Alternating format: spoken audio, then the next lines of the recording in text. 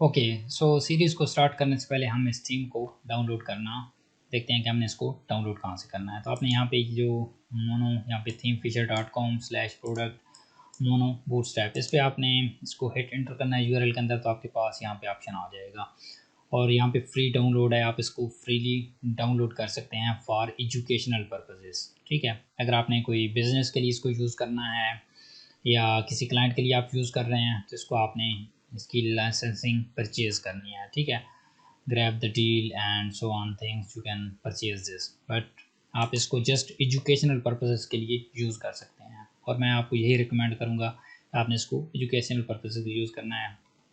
अगर आपने ऑनेस्टली इसको फॉलो करना है कि अगर आप इसको यूज़ कर रहे हैं बिज़नेस के लिए तो आपने इसको परचेज़ करना है। ठीक है, और हमारे पास इसकी डाउनलोडिंग स्टार्ट हो गई। ये देखिए हमारे पास 22 MB। मैं इसको पॉज कर रहा हूँ। ठीक है, क्यों? क्योंकि मैंने इसको ऑलरेडी डाउनलोड किया हुआ है। ठीक है, तो मैं इसकी डायरेक्टरी को भी ओपन कर देता हूँ कहाँ पे मैंने इसको डाउनलोड किया हुआ है, एक्सट्रैक्टेड, और आपके पास कुछ इस तरह से आएंगे मोनोमेन के नाम से। ठीक है, आपने इधर थीम के अंदर जाना है तो ये देखें आपकी सारी फाइल्स यहाँ पे आ चुकी हैं। ठीक है, और अगर आप इंडेक्स डॉट HTML ओपन करें तो आपके पास ये डैशबोर्ड कुछ इस तरह से ओपन हो जाएगा। ठीक है, सिमिलर है जिस तरह से हमारे पास लोकल में है, सर्वर पे है। मैं इनको क्लोज़ कर देता हूँ, ये हमारे पास लोकल के अंदर भी वैसा ही आ गया है। अब हमने इसको इंटीग्रेट करना है, तो इंटीग्रेट करने के लिए हमें प्रोजेक्ट रिक्वायर्ड है। ठीक है, उस प्रोजेक्ट को हम देखते हैं। बेसिकली क्या हो रहा है, मैं यहाँ पे इसको क्लोज़ करता हूँ। आप एक न्यू प्रोजेक्ट भी बना सकते हैं। ठीक है, उसके अंदर ऐड कर सकते हैं, बट मैं क्या कर रहा हूँ, यहाँ पे ई कॉमर्स का स्टोर बिल्ड करा रहा था और उसके अंदर हमें एडमिन डैशबोर्ड रिक्वायर्ड था, तो मैं इधर ही एडमिन डैशबोर्ड को ऐड करूँगा। ठीक है, और आपके केस के अंदर आप एक फ्रेश इंस्टॉलेशन ऐड कर सकते हैं। Still the process is same, कुछ भी चेंजिंग नहीं होगी। ठीक है, जो जो स्टेप्स होंगे मैं आपको बताऊँगा।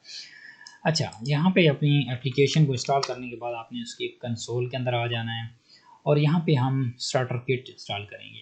स्टार्टर किट हमारे पास क्या है, हम बूटस्ट्रैप यूज़ कर रहे हैं तो इस वजह से हम लारावेल यूआई पैकेज को यूज़ करेंगे। अब यूआई का हमें फ़ायदा क्या है, हमारे पास लॉगिन स्टफ आ जाता है, रजिस्टर स्टफ आ जाता है, रीसेट फंक्शनैलिटी आ जाती है, फॉरगॉट पासवर्ड आ जाता है। ठीक है, हमें ये चीज़ें मैनुअली करने की ज़रूरत नहीं है। ठीक है, तो इसके लिए आपने क्या करना है, यहाँ पे कमांड टाइप करनी है। उस पैकेज को इंस्टॉल करने के लिए कमांड आया, मैंने पैकेज को इंस्टॉल किया हुआ है बट स्टिल मैं उस कमांड को एंटर करूँगा तो मुझे बताएगा कि आपने इंस्टॉल किया हुआ है, बट आपने स्टिल ये सारे प्रोसेस करने हैं जो मैं कर रहा हूँ।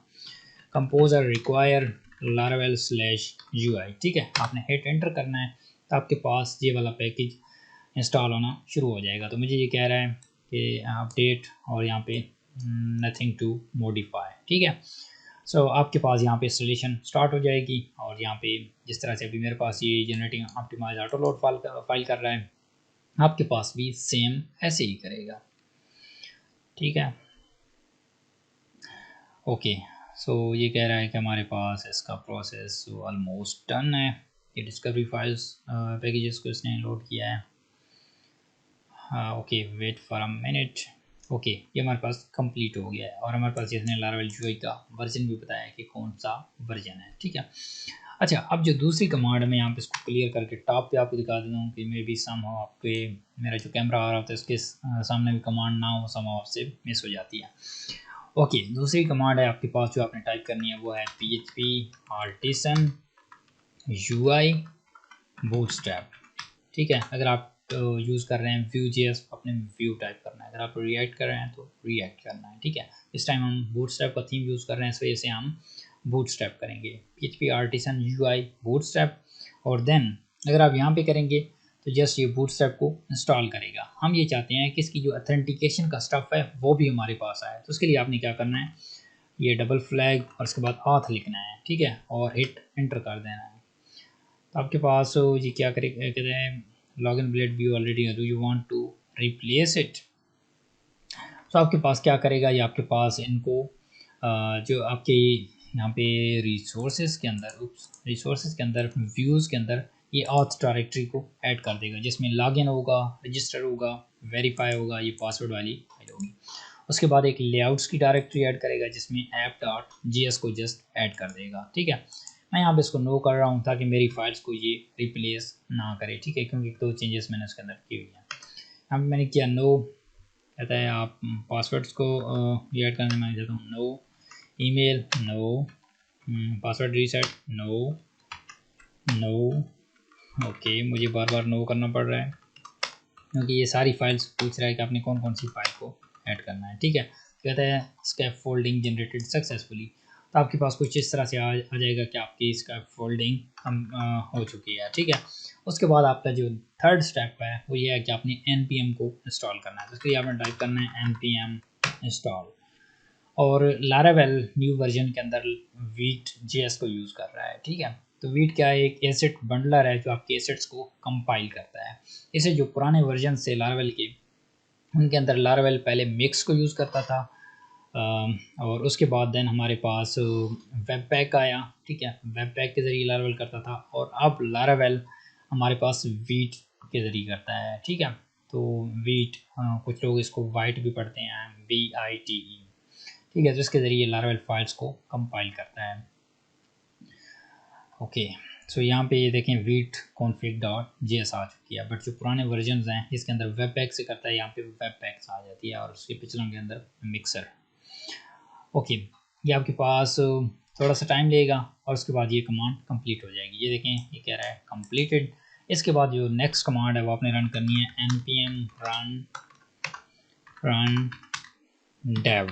ठीक है, और अब आपके पास यहाँ पे जो भी डेवलपर्स हैं उनके पास ये कंफ्यूजिंग पॉइंट है कि npm run dev और npm run build, इनके अंदर क्या डिफरेंस है। ठीक है, तो इस डिफरेंस का भी मैं आपको बताता हूँ। बेसिकली npm run dev क्या करता है, आपकी फाइल्स को रन टाइम पे कंपाइल करता है। ठीक है, रन टाइम पे मतलब क्या है कि जब तक आप इस कमांड को, मैं एंटर कर देता हूँ, जब तक ये कमांड आपकी ऑन रहेगी टर्मिनल के अंदर, तब तक ये आपकी फाइल्स को रन टाइम पे कंपाइल कर रहा होगा। अब रन टाइम पे कंपाइल करने का मकसद क्या होता है कि हम, ये देखें आपके कह रहा है कि यहाँ पे इस पे आप जाके इसको चेक कर सकते हैं, तो आपकी ऐप इस पे होस्ट है।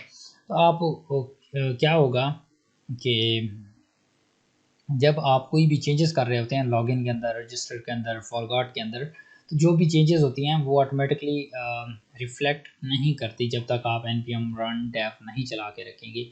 बेसिकली ये होता है एसेट्स के लिए। ठीक है, आप उसके अंदर चेंजेस करेंगे वहाँ पे हो जाएंगी, बट उनके आप CSS के अंदर चेंजेस करेंगे या JS के अंदर करेंगे तो वहाँ पे उनको वो कंपाइल करता है, और npm run dev से ही उनको कंपाइल कर रहा होता है। जब आपकी ये कमांड ऑफ होगी तो आपको कहेगा wheat manifest dot JSON not found. ठीक है, तो आपने इस कमांड को लाजमी चला के रखना है।